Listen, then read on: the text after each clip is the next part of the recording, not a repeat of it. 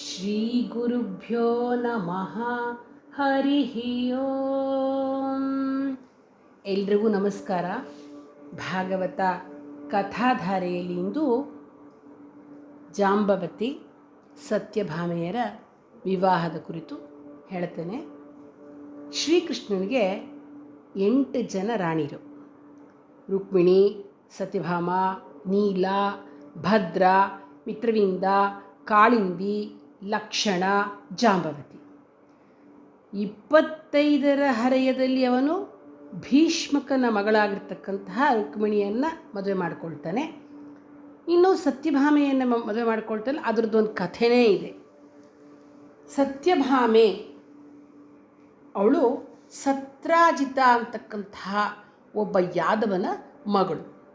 ಸತ್ರಾಜಿತನಲ್ಲಿ ಸ್ಯಮಂತಕ ಅಂತಕ್ಕಂತಹ ಒಂದು ಅಪೂರ್ವವಾಗಿರ್ತಕ್ಕಂತಹ ರತ್ನಮಣಿ ಇರುತ್ತೆ. ಅವನು ಅದನ್ನು ಸೂರ್ಯನಿಂದ ಪಡೆದಿರ್ತಕ್ಕಂಥದ್ದು. ಆದ್ದರಿಂದ ಸೂರ್ಯನಂತೆಯೇ ಆ ಮಣಿ ಬೆಳಗ್ತಾ ಇರುತ್ತೆ. ಅವನು ಅದನ್ನು ಹಾರದಲ್ಲಿ ಪೋಣಿಸ್ಕೊಂಡು ಹಾಕೊಳ್ತಾ ಇರ್ತಾನೆ.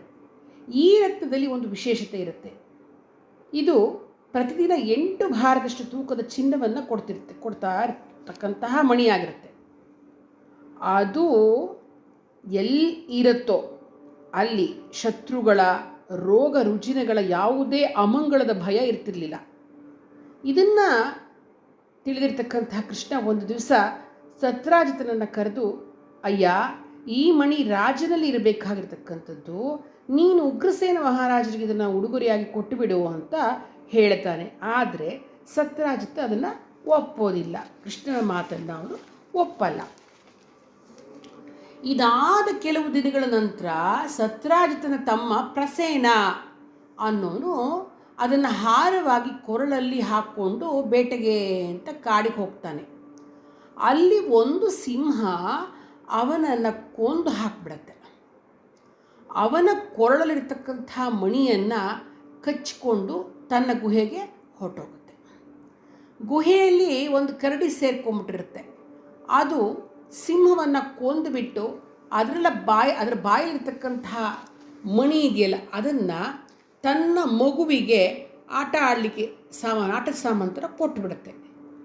ಇತ್ಲ ಕಡೆ ಸತ್ರಾಜಿತ ಬೇಟೆಗೆ ಹೋಗಿರ್ತಕ್ಕಂಥ ತಮ್ಮ ಮರಳಿ ಬರಲಿಲ್ವಲ್ಲ, ಅದರಿಂದ ಭಾಳ ಒಂದು ಯೋಚನೆ ಆಗುತ್ತೆ. ಎಷ್ಟು ಹುಡುಕಿಸಿದ್ರೂ ಕೂಡ ಸಿಗಲಿಲ್ಲ ತಮ್ಮ. ಆಗ ಅವನಿಗೆ ಕೃಷ್ಣನ ಮೇಲೇ ಸಂದೇಹ ಉಂಟಾಗುತ್ತೆ. ಯಾಕೆಂದರೆ ಬಹುಶಃ ಉಗ್ರಸೇನಿಗೆ ಕೊಡುವಂದಾಗ ನಾನು ಕೊಡಲಿಲ್ವಲ್ಲ, ಅದಕ್ಕೆ ಕೃಷ್ಣ ಅವನು ತಮ್ಮನಾಗಿರ್ತಕ್ಕಂತಹ ಪ್ರಸೇನ ಮತ್ತು ಮಣಿಯನ್ನು ಅಡಗಿಸಿಟ್ಬಿಟ್ಟಿದ್ದಾನೆ ಅಂತ ಅಂದ್ಕೊಂಡು ಹುಡುಕಕ್ಕೆ ಶುರು ಮಾಡ್ತಾನೆ. ಈ ಮಾತು ಕೃಷ್ಣನ ಕಿವಿಗೆ ಬೀಳತ್ತೆ. ನಾನು ಮಾಡಿಲ್ಲದ ಕೆಲಸಕ್ಕೆ ನನ್ನನ್ನು ಹೊಣೆ ಮಾಡಿ ಅಪವಾದ ಹಾಕಿದ್ದಾರಲ್ಲ, ನಾನೇ ಈ ಸಮಸ್ಯೆಯನ್ನು ಪರಿಹರಿಸಬೇಕು ಅಂತ ಮಣಿನ ಹುಡುಕಲಿಕ್ಕೆ ಅಂತ ಹೊರಡ್ತಾನೆ.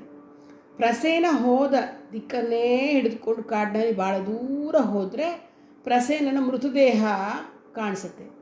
ಅಲ್ಲಿ ಸಿಂಹದ ಹೆಜ್ಜೆ ಗುರುತುಗಳು ಕಾಣುತ್ತೆ. ಸಿಂಹದೊಂದಿಗೆ ಫೈಟ್ ಮಾಡಿರ್ತಕ್ಕಂಥ ಗುರುತುಗಳು ಕೂಡ ಕಾಣಿಸುತ್ತೆ.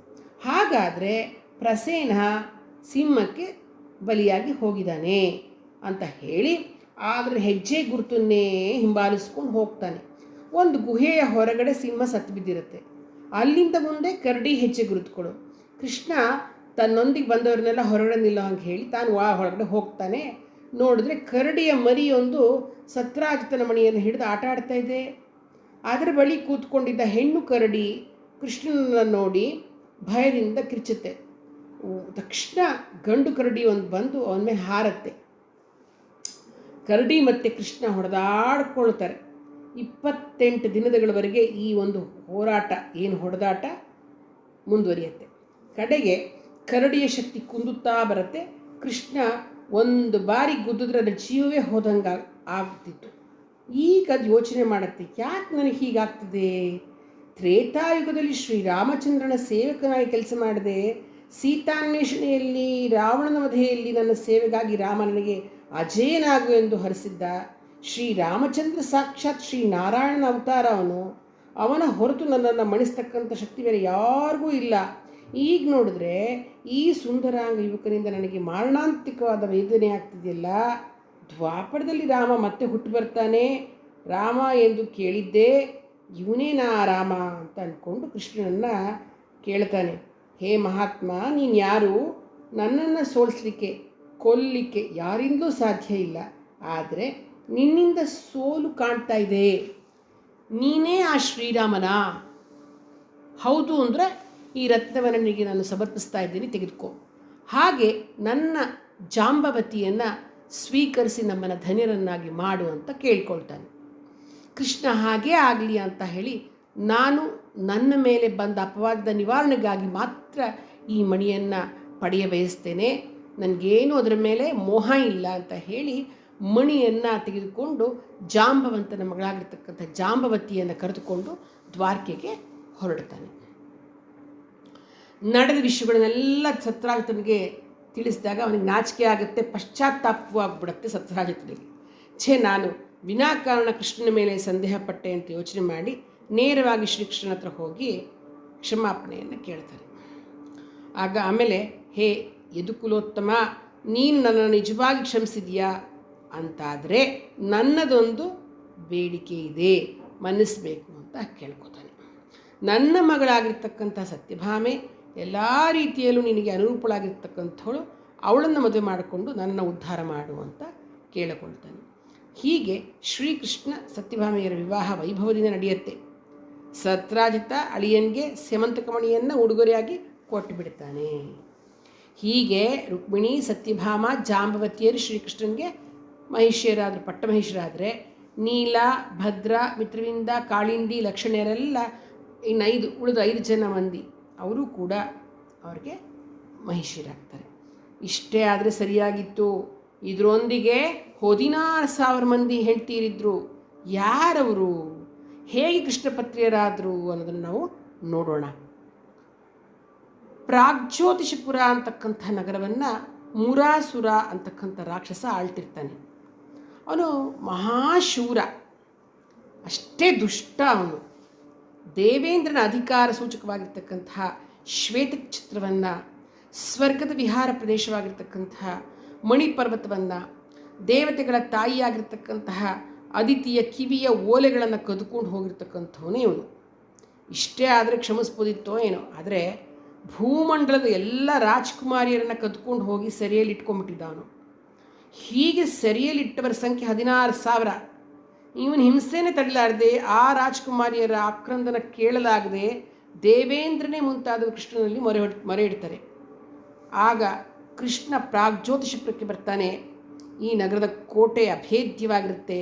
ಕೋಟೆಯೊಳಗಡೆ ಅನೇಕಾನೇಕ ಕೋಟೆಗಳು, ಮೊದಲು ಪರ್ವತಾವಳಿಗಳು ಕೋಟೆಗಳು, ಆಮೇಲೆ ಬೆಂಕಿಯ ಕೋಟೆ, ನೀರಿನ ಕೋಟೆ, ನೀರಿನ ಕೋಟೆಯಲ್ಲಿ ಯಾವಾಗಲೂ ಹಸಿರ್ತಕ್ಕಂಥ ಮೊಸಳೆಗಳು, ಆನಂತರ ಭಯಂಕರ ಶಸ್ತ್ರಾಸ್ತ್ರಗಳ ಕೋಟೆ, ಅದರೊಳಗೆ ಕಾಲಿಟ್ಟವರನ್ನು ಸುತ್ತಿಕೊಳ್ತಕ್ಕಂಥ ಮುರಪಾಶ. ಕೃಷ್ಣ ಬಂದವನೇ ತನ್ನ ಚಕ್ರಾಯುಧವನ್ನು ಉಪಯೋಗಿಸಿ ಅಷ್ಟೂ ಕೋಟೆಗಳನ್ನು ಧ್ವಂಸ ಮಾಡಿಬಿಡ್ತಾನೆ. ಆಮೇಲೆ ತನ್ನ ಪಾಂಚಜನ್ಯ ಶಂಖ ಇರುತ್ತೆ ನೋಡಿ, ಅದರಿಂದ ಜೋರಾಗಿ ಊದ್ತಾನೆ, ಗಟ್ಟಿಯಾಗಿ ಊದ್ತಾನೆ. ಮುರಾಸುರ ಹೊಟ್ಟೆ ತುಂಬ ಊಟ ಮಾಡಿ ಗಾಢ ನಿದ್ರೆಯಲ್ಲಿರ್ತಾನೆ.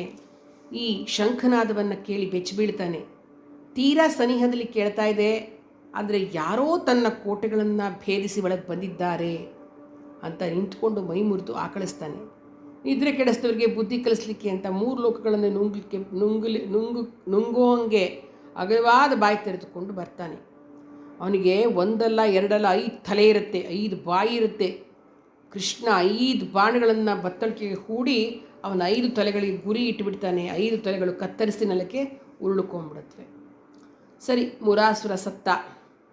ಅವನ 7 ಮಂದಿ ಮಕ್ಕಳು ನರಕಾಸುರನ ಅನುಮತಿ ಪಡೆದು ಕೃಷ್ಣನನ್ನು ಸಂಹರಿಸ್ತಾರೆ ಅಂತ ಅಂದ್ಕೊಂಡು, ಸಂಹರಿಸ್ತೀವಿ ಅಂತ ಅಂದ್ಕೊಂಡು ಪೀಠಾಸುರನೆಂಬ ದಳಪತಿಯನ್ನು ಮುಂದಿಟ್ಟುಕೊಂಡು ಬಂದು